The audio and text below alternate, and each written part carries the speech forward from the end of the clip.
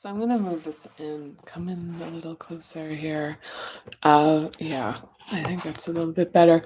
So, so it's Friday. I don't know what day it's gonna be when you're watching this, but it's about lunchtime, and I wanted to. So we're starting chapter 6. Feels kind of, for me, it feels really. Um, I don't know. It's like I'm trying to think of like the right words. Maybe I'm a little short on words today. We'll see if that's really true. Probably not. Um, but crossing the threshold into the third hub, which is chapter 6, and I know as a side note, I'd really wasn't a big fan of having the hubs be the number of the hub be a different number than the chapter. But it's fine. It's fine. I think sometimes it creates some confusion with people. Not even confusion. It's just more like it's not confusion, it's just like communication. So people will be like, I'm in the 6th chapter, third hub kind of thing. And I think it's just like a little like kind of like But anyway, but getting into the third hub, and one of the reasons, like, for a preamble before jumping into this, is that this was the hardest chapter to write. And one thing, just like every time coming into a new chapter, thinking about something, it's kind of reflecting. For me, I reflect a bit on the process of writing the book, and what that was like to go through. And in some ways, I think that that's helpful for people who are reading the book, because one of the things I think it's important for me to remember is that I didn't write the book chronologically. So how it exists right now, we actually went through a lot of iterations. The first chapter was originally chapter 4. So originally I'd started writing chapter 4, the first hub, and knowing that there was going to have to be some context written in part 1. But actually, one of the things that's kind of funny about that is that because chapter 4 was the first to be written, it means it went through the most revisions, and it was kind of the cleanest. And so when the what is it called, the proofreader, so I got this really brilliant proofreader who like is like the proofreader to the stars, and you kind of have to I kind of had to like apply to her. She'd actually applied to my thing, or said she might be interested based on how advanced the manuscript was. But she asked as proof for like the overall health of the manuscript for like a cut from, sort of like a bit into the book. And without super intending to, I sent her a piece out of the 4th chapter, and she's like, yeah, this is in great shape. And I remember thinking, actually, this isn't like good. And she had explained to me, she said, oh yeah, I asked because I feel like the middle is usually where there's going to be the most errors. And I remember thinking, oh wait, okay, if I'd known that, I probably would have sent you a different slice. But whatever. And it's kind of a dumb story. It's not great. But okay, so in the third hub, we're getting into power, individuality, autonomy, identity, and individual identity. And this is such a taboo topic to really get into and evaluate, especially in terms of like when we're talking about the parinama hairball, which is the programming of reflexes that create belief systems that inform like our sense of what is reality. And then we project that into the world, and then the world kind of mirrors it back and responds accordingly. And then that just kind of reinforces the reflexes and like the notion of reality. And this one's really hard for me. I mean, it was, and so the reason I'm bringing this up is that the way I wrote the books, I'd come back and forth in and out of things. And this was a chapter where I'd actually like reach my own like nervous system capacity because I'd be overstimulated with it. And I'd have to kind of walk away and either like rest a bit or work on something else. But just it's fair warning, because this is really transformational. And for the class that I'm putting together that starts on the 13th, it's on Tuesday, that one of the things that what the first exercise we're gonna do is like creating the big picture about why we engage in this work, because it's hard and it can be really like it can be overstimulating, it can be tiring, overwhelming, whatever. So part of this is like the introduction to Parinama is about really tuning into why we want to engage in transformative work, and then having the tools for how we manage the basically the emotional component to it. And yeah.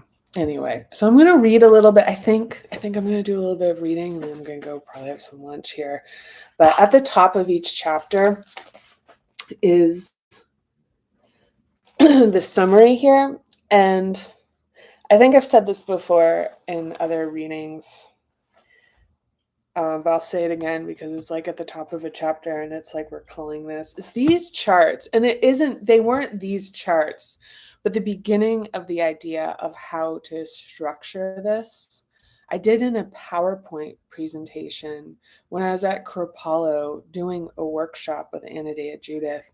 And I remember having this, like, not really knowing how to put it all together, but starting to build out this kind of notional thing of this framework of how kind of a stepwise thing. And that PowerPoint, it's not it's like super wonky. And when Sheila Parr, the designer, created this beautiful iteration of this, it was like, wow. And that's something I think that's really important about creating things, is just taking that step forward and just beginning the process, because it's like it's like if you just keep at it and the right people get involved and then collaboration, that this like I wish I could pull up the PowerPoint because it's like really really awkward and really wonky looking, but it was on my desktop forever as I was working on the book, and I kept being like, how does this fit in? And then the thinking would evolve, and the charts wouldn't like really work anymore, but like the idea that this kind of and then it wound up being like the table of contents, or like it helps with framing what to expect, because this is what the contents of the chapter are going to be. So it begins with the basics and the themes, which are just like an orientation about like what is the hub about, and also the initial development.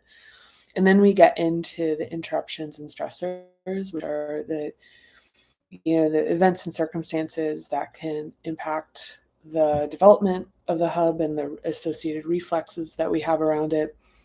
And then there's the adaptations and holding patterns, like how our behavior patterns get kind of like stuck in default reactions. And then there's techniques and exercises at the end. And it's something worth mentioning with the techniques and exercises is they're not, like when we're talking about expanding the capacity in the hub, it's not corrective. It's not the notion that it's like fixing this broken part of yourself, ourself. It's a combination of self-acceptance and self-awareness with expansion and creation of greater dynamic in the hub. So in the adaptations and holding patterns, we're talking about like default reflexes and responses to all situations and all matter that relates to this hub. So it's kind of creates this limitation, or we're kind of responding, we're creating this reality regardless of what, like just all like it's just like this, the hairball. So techniques and exercises, it's not about correcting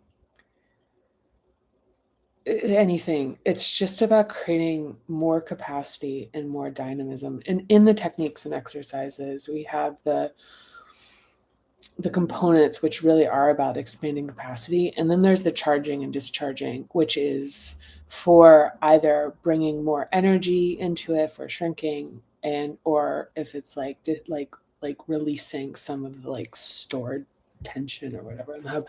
So I'm going to read a little bit. So here we go. And yeah, if I think the page number is on here. Do. All right. I think we're starting at 116.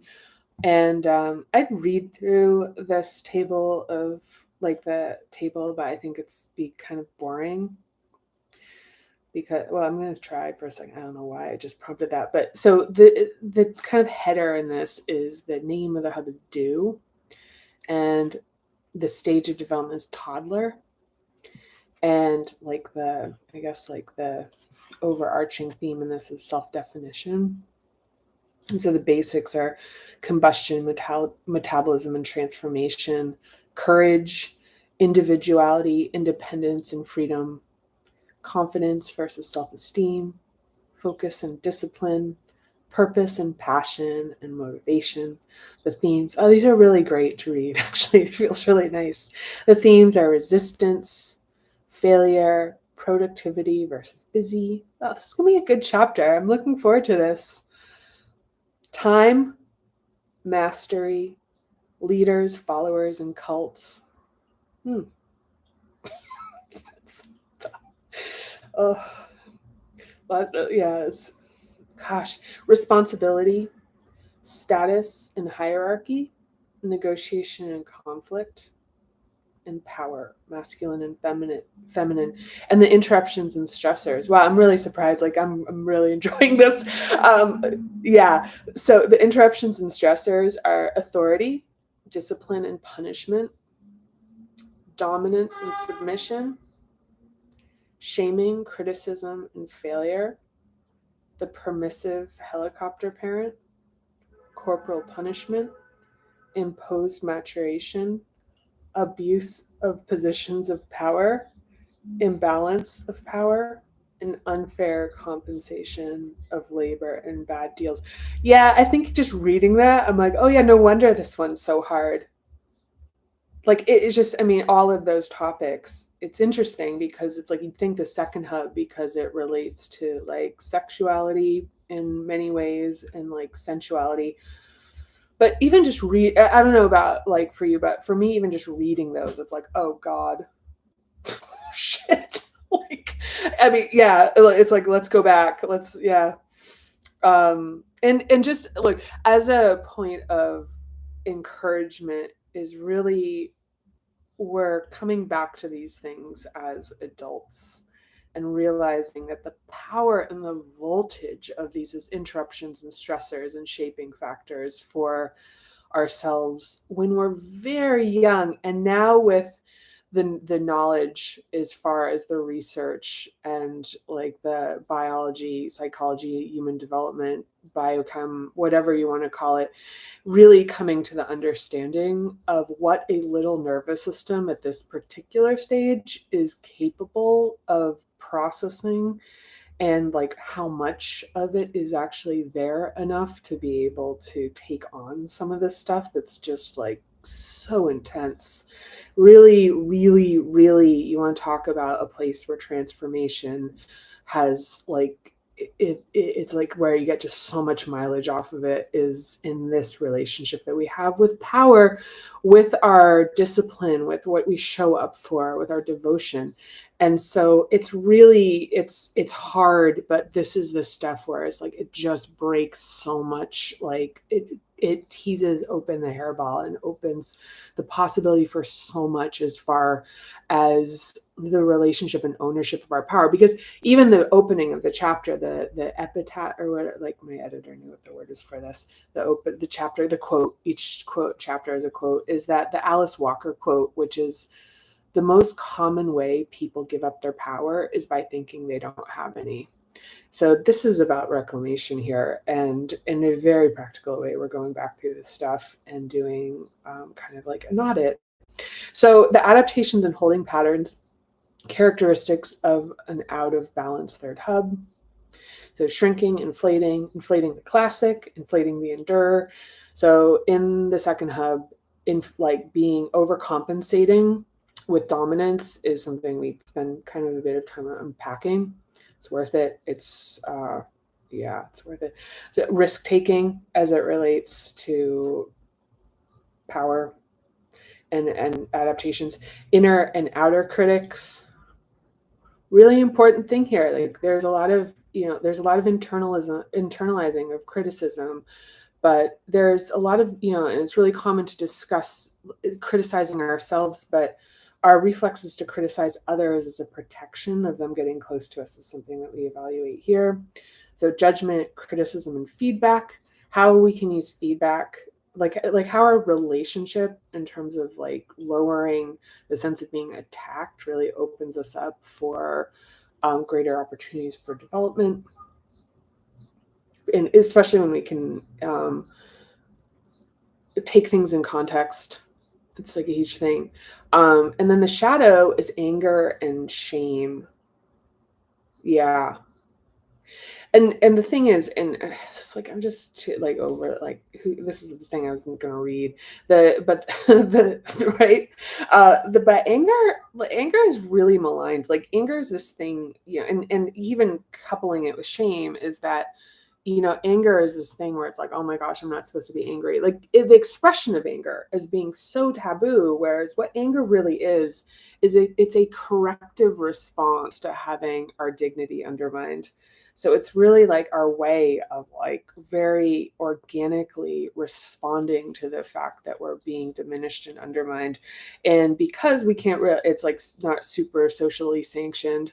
And certainly in demographics, some demographics more than others, that it winds up getting pushed down. And then anything that we're pushing down kind of gathers interest and heat. So when it does get expressed, it's, it has some, there's some extra there. So the techniques and exercise: power and posture, the power trio: push down, rise up, boundary and the physical no, metabolism and digestion, charge and discharge. And in these techniques and exercises, as we're moving out of the first hub, we're moving out of um, we're moving into actually like more of like physical movement. So it's like a bit of a change where we're actually like where these techniques and exercises become a bit more active. So I'm going to read a little bit and then I'm going to wrap it up because I will. Yeah. Okay. So, okay. So chapter 6, the third hub, do power and individuality. So there's no subject more taboo than power. As an unseen force influencing all human dynamics, even sexual tension pales in comparison to the ubiquitous signaling and status grappling that occur in every human interaction.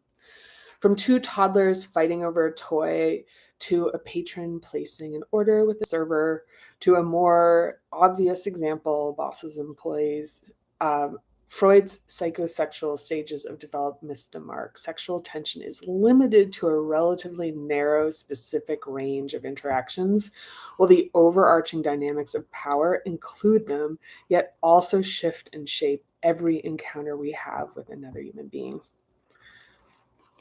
Mm-hmm. Mm-hmm.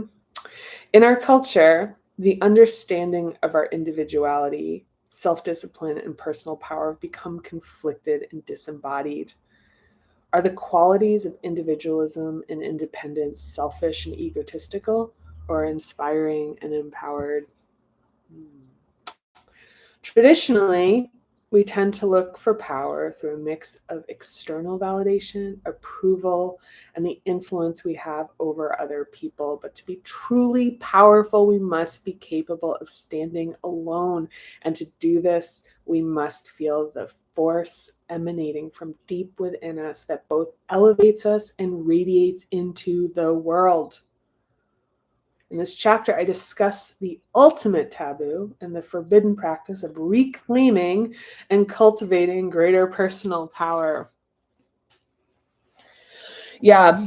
And, and I think the thing is that a lot of times, because anger is like we're kind of pushing it down, we're not expressing it with emotional regulation, that there can be some kind of conflation about that power is explosive, whereas power is really like ultimately can really be a presence and a lack of reactivity, which we'll really get into, which is really being able to be contained and have clarity. And when we get into the negotiation and conflict, we start to get in like it's not in the book as much as I talk about it and work with people. But anyway, so I'm gonna keep reading this. It's really good. I really love this.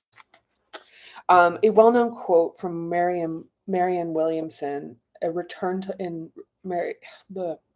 Let's start from the top. A well-known quote from Marianne Williamson's A Return to Love begins, "Our deepest fear is not that we are inadequate. Our deepest fear is that we are powerful beyond measure. And this fear, one that breaks ranks, one of breaking ranks, of breaking free, has deep roots that reach into first and second hub needs for safety, security, and attunement with others." By the way, that quote is often misattributed to Nelson Mandela. I have an experience with this quote actually that happened probably about 20 years ago. And I'd been working for a pharmaceutical company, Eli Lilly at the time.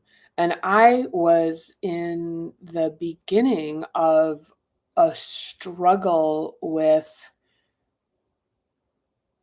what wound up becoming really on like truthfully the earliest or like some of the earlier um, elements of the creation of Parinama method. And one of them was that I was like successful at that point, even beyond my comprehension of how I could be professionally successful. And it really had not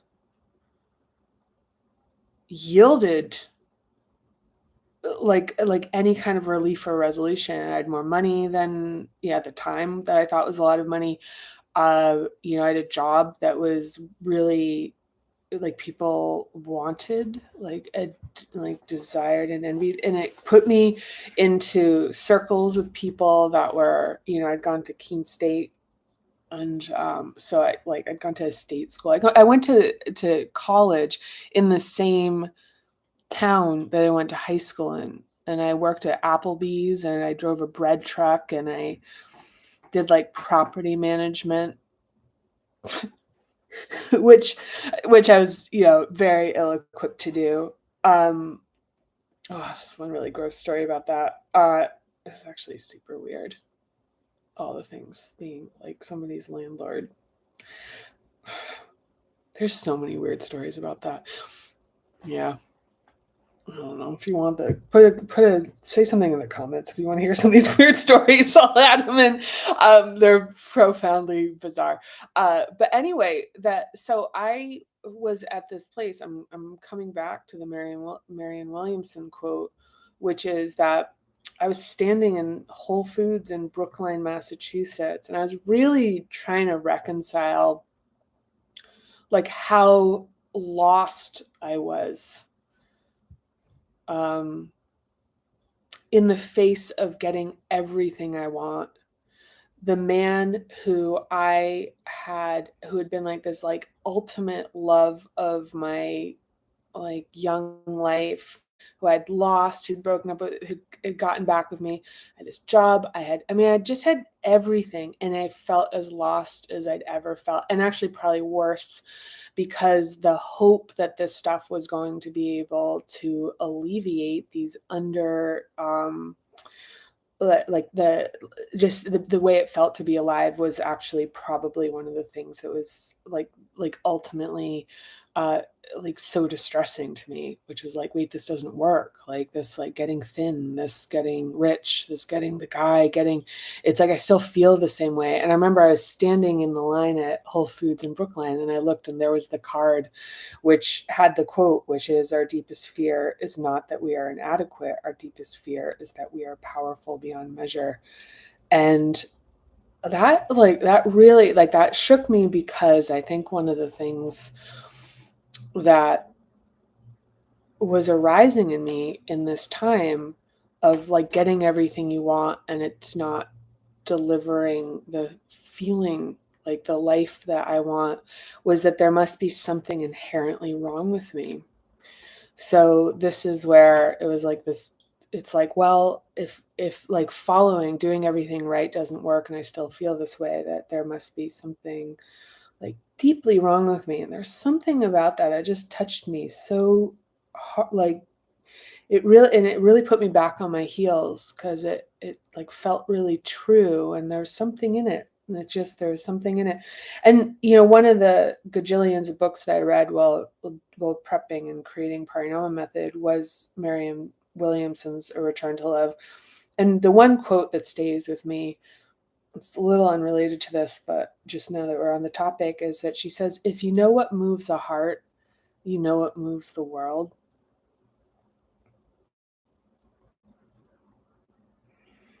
Yeah. And I think that, so like as far as this stuff is concerned, that when we do this reconciliation with our relationship with ourselves and we come into what our experience is within these universal themes of being a human being, that we do connect with what moves the heart and what moves the world. And so, yeah, I guess that circles back to, to like power and individuality. I guess that kind of can take us back into the reading. I like holding the book up like this. It looks like I'm reading and not just staring at my lap. So it's probably like the visuals a little bit more like sort of, I don't know, like, whatever, like trying to be good at doing videos. So, okay, the work we do every day, in whatever form it takes, is how we express our power and effect on the world. We may work in environments with micromanagers, repetitive tasks, and carrot and stick compensation models, often without a clear link to our sense of personal purpose. If we operate within a system that rewards obedience at all ages, we can feel disconnected from the dignity of autonomy, the challenge of mastery, and the activation of a sense of purpose for our lives. This hub is about reclaiming your power and understanding how you may have lost the connection to it in the first place, often before we could know it was happening. Always, pretty much always before we could know it was happening. But hey, why not? Softening some of these like strong things. That's really strong. I'm reading that, and it's so this thing here, which is the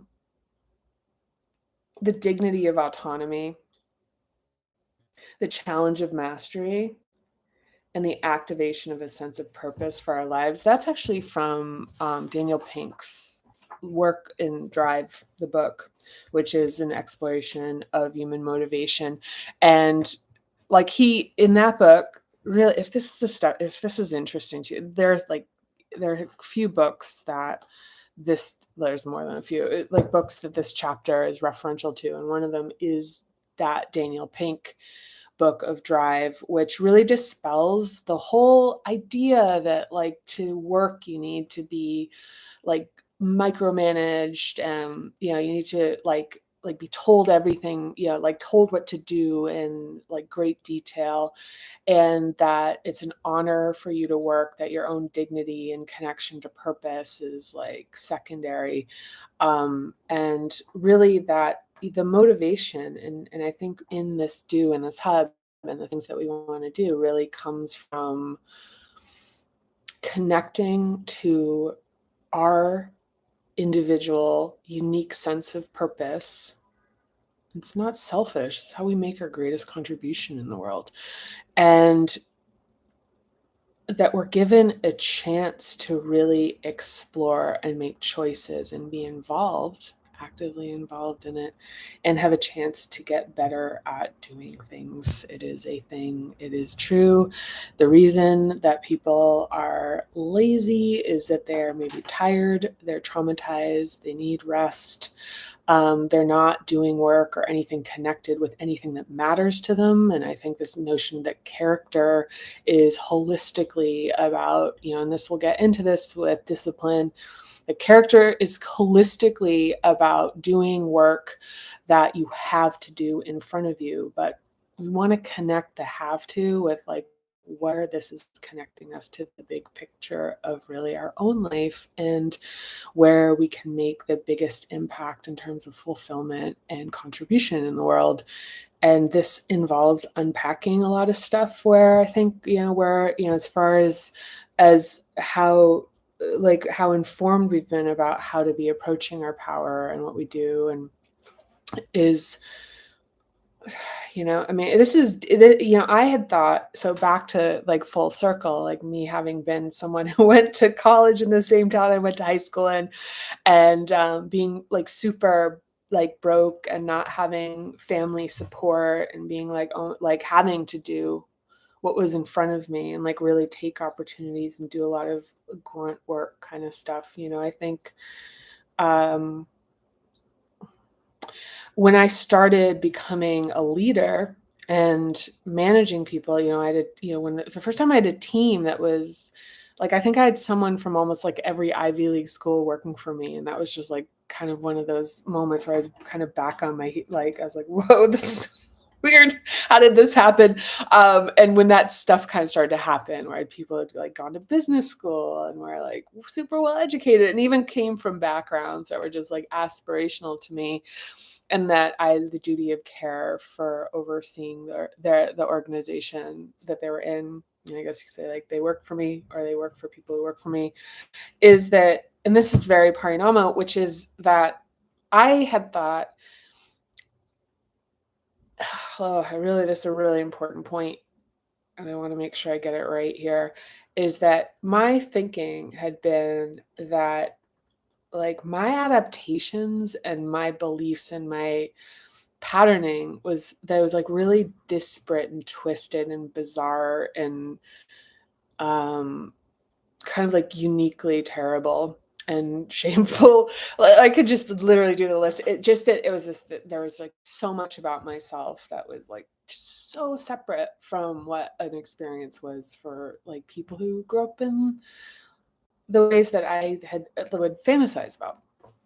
These like great, even middle class families. And like, even, I remember like a Patagonia jacket used to be really triggering for me because, growing up in Keene, New Hampshire, if like somebody could spend like, I don't know if it was like $200 or something on a jacket. I mean, for me, that was like extraordinary amount of money. But anyway, that one of the things I saw in now working with people as their boss is that all these patterns were universal.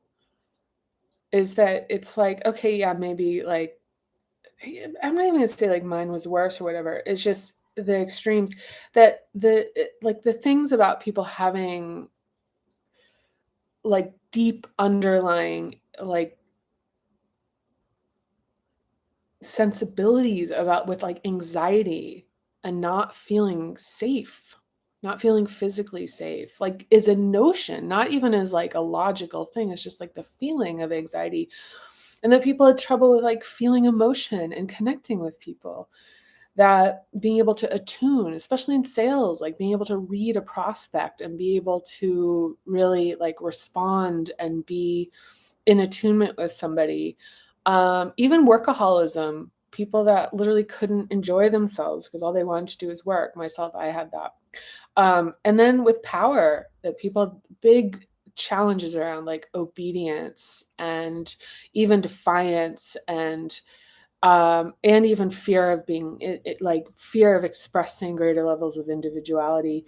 And even just that people were doing jobs that they hated because they thought this is what they're supposed to do. This is like, I mean, and I'm saying this like it's in the past, it's like happening like in phenomena, like right now. So, and I think that was something that started to break something, an awareness that's very much related to Parinama, and a lot of the decisions about how to even approach and discuss this content comes from this being not about trauma as in the traditional sense of trauma, that it's like there's this kind of universal aspect about the conditioning and the development of our nervous systems and that it's like this, and it's like using like stressors and interruptions that like impact the development.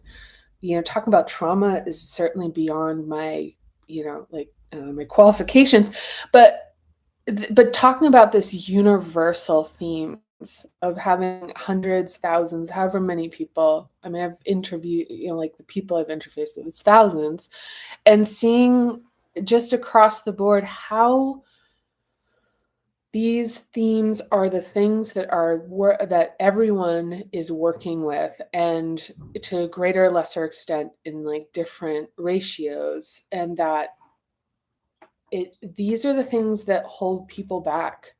It's not like, writing a great email. It's like that's not the thing that's like, the reason that your career isn't going well is because you don't know how to put together a PowerPoint deck. Like I can help someone put together a PowerPoint deck, but the thing that I can't, or the thing that the deeper work is about them being able to align themselves with what their audience is really going to care about. So being able to tap into that, to reduce the fear of, so if you have underlying anxiety about physical security, the ability to feel safe enough to take the risks and follow your gut when it goes against the kind of like popular, consensus, when it's right. That's a huge thing about being successful, is being able to really have like an embodied sense of like containment and grounding and consistency like within ourselves. And so, I mean, these are there, I've like so many examples. One example, like I don't know if this is like like these stories are annoying, but when I had a team once and we were trying to tighten the P&L, like tighten the purse strings or whatever for the company. And my team was overachieving in every conceivable way. And so the company, that nobody wanted my team to do anything. Everyone's like, oh, that team is like, like they're, your organization. And they wanted the organizations that were struggling to be taking the cuts. I mean, like, anyway, that's a digression. But anyway, and I said, no, we're gonna participate. Where we're a team. This is why my team's good. Is like we think this way. We're not siloing ourselves off. So anyhow, so at this, in the team meeting, I made an announcement that everyone was going to have to. There's people that are probably there may be people that watch this at some point that were part of this. Folks that came. Yeah, so I said we're giving up our Blackberries because I don't think people are using them for work, and it's an expense, and also it is like it's almost like a tithing. It's like a representing that we're willing to make sacrifices so that the organization can like trim some of the, like the fat. Actually, I don't love that expression, but um and anyhow, and this was like I was early in my leadership career, and I remember that there were people. I was sitting in my office, and people like it was like the tone in the room, like everybody was pissed, of course, right? Or not even pissed. There was just it's like it's bad news. So it's like when you have to kind of be like, yeah, this is not, nobody's gonna like immediately be like, yes, this is great. So anyway, I'm sitting in my office after the meeting. It's like a rare meeting where where I like kind of walk out, or everybody kind of isn't feeling great about you. And I'm sitting in my office, and I remember this, and this has always stayed with me, is that there were people. So it was like two groupings of people arose in that, and one was people that came into my office that said, you know what, I don't like it, but I get it, and I'm part of this team, and I'm here for like the big picture here and the long haul. I'm making a ton of money. I get the point with this. And, like they just really got the idea in terms of like thinking for everyone and thinking about a larger picture. And then there was another group of people, much smaller, but there were a group, it wasn't even a group, there were individuals that were coming in who would come in and say, listen, I know that most people don't need the BlackBerry. This is like dates it. They like, I know they don't use it, but I do. So I think I should be an exception in this. I don't want to give it up. And those people where they're like, look, I'm an exception and I want to keep it. The thing that's interesting to me now, because at the time, and when it comes to looking at our adaptations, like this is like definitely, and I'm not going to dissect it right now because we're kind of like the thing with time. But the thing is with this is that in retrospect now that I can look back and see these people, like, I mean, I can remember who the people are, is that the folks that came in to say, I get the big picture, are now leaders. And the people that came in and said it's just about me are still individual contributors. This is Fourth Hub stuff where it's just, I'm not gonna like get too deep into it right now. Because like, I mean, I've spent like a million years on like a page and a half of the book. So I'm really going long form here. But anyway, so like to go full circle on this is like the point being that these patterns of our nervous system programming and our associated reflexes, behaviors, belief systems, it's not it really is universal, and the work that every single one of us, it's possible, this process is possible and available for anyone who wants to take part in it. Very important thing to me is, in terms of even my investment in this creation, is that it is that if this is something that you in earnest would want to engage with, that it is available for you. And that I do, and I remain committed to making this accessible. So I continue to work on that. But the idea is that this is universal, and the opportunity for transformation is extraordinary, because what we are doing is we are reevaluating our initial programming that is like literally exists, reflexes that run a lot of our life, and that those reflexes that we've created belief systems around and to rationalize have informed what we think is actually reality. And then, this whole thing of like projecting that and then having it mirrored back to us and having it reinforce this notion. So what we're doing is we're actually looking back to this, like these early experiences and the reflexes that were created, the associated belief systems. And as soon as we can actually see these as dynamic and malleable, what becomes possible is reducing a lot of these held patterns that are really just at this point maladaptive and holding us back from like freedom, fulfillment, accessing everything, accessing more, whatever. But yeah, that's it. So anyhow, okay, this is a long one. Thank you. So I'm going to make it a wrap. Anyone who's watching, I will say I love any interaction. It really means a lot to me. Initially like my feelings about it were kind of like, well, what are you going to do? But like for me, one of the things about like comments, likes, watching, just the feeling that there's because I appreciate like my appreciation, my love in this. It just feels really nice to feel like that kind of reflection in terms of like it's just interaction and validation. But I also don't consider it to be like I'm not saying if people don't interact with this, I'll stop doing it, because this is just like this thing's coming in hot. I can't really, it has a will of its own. It wants to find you. If it's calling to you, it came through me.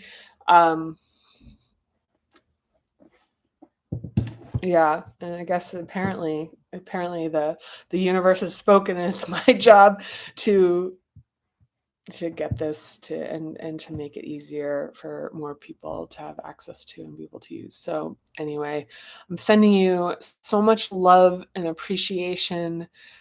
We are in this together, and I can't wait until next time when I see you. Thank you so much, and bye.